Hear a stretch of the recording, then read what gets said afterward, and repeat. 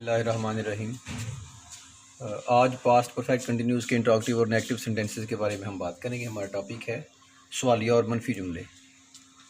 तो इसके लिए भी फार्मूला, जैसे पहले टेंसों में हम फार्मूला अप्लाई करते हैं तो इसका फार्मूला बड़ा आसान है। तमाम टेंसों के साथ जो है वो हमने शुरू में हैड का लफ्ज़ लगाना है।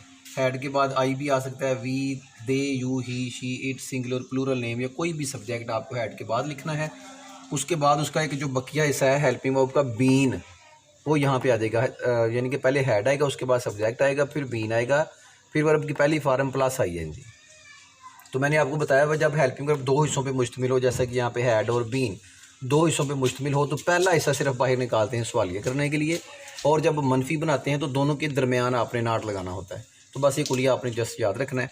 पहला जुमला है जी, क्या वो 2003 से पढ़ा रहा था। अब 2003 यहाँ पे आ गया, एग्जैक्ट है, कन्फर्म है। हमें स्टार्टिंग पॉइंट का कंफर्म पता है कि 2003 जब एक ही बार आया है और तब से वो बंदा पढ़ा रहा है। क्या वो 2003 से पढ़ा रहा था, तो ये जुमला बनेगा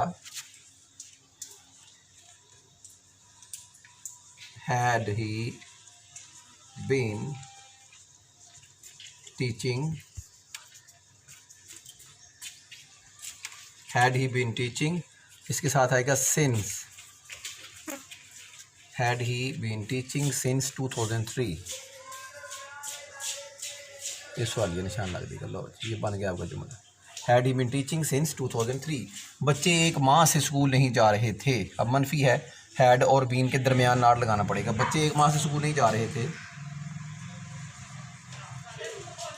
द चिल्ड्रन, यहाँ पे स्टूडेंट भी लिखा जा सकता है। The children had not been, had not been, दोनों के दरमियान में नाट है। The children had not been going to school एक माह से फॉर 1 मंथ। अब ये पता कोई नहीं है कौन सा एक मंथ है। फॉर 1 मंथ, तो जब हमें श्योर नहीं है तो तब हम सिंस और फार, जब फार का यूज़ करते हैं, जब श्योर है तो फिर सिंस लगाएंगे। तो इसमें कोई झंझट नहीं है, सिर्फ एक ही आपके पास हेल्पिंग वर्ब वही तमाम सब्जेक्ट्स का लगेगा।